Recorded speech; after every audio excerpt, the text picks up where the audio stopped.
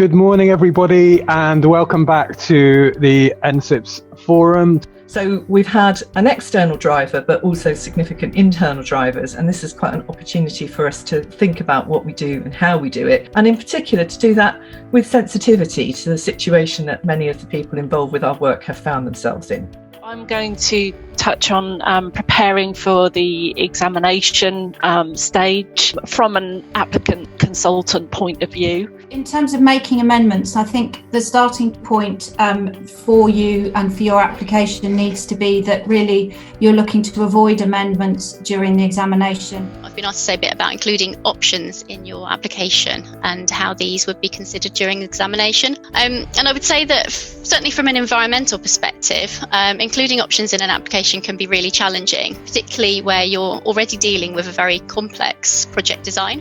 I think it's remarkable the levels of innovation that's been demonstrated within the different professions, and that's been no different with us at Hinkley Point C in terms of actually delivering the project. Last month, 2 decisions were quashed, and that's the Manston Airport DCO and the Norfolk Vanguard DCO, and I'm going to look at both of those decisions. I predict confidently there will be no wholesale change to the system. I think we're going to adopt the Chris Brailsford British cycling technique of what he called aggregation of marginal gains. I feel really strongly that this needs to consider the whole period of the whole life cycle of the project, not just the period from application to decision, and we made focus on outcomes realised.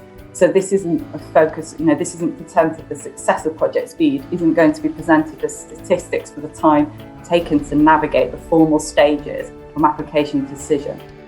The DCO process is fundamentally sound and is capable of delivering quick projects.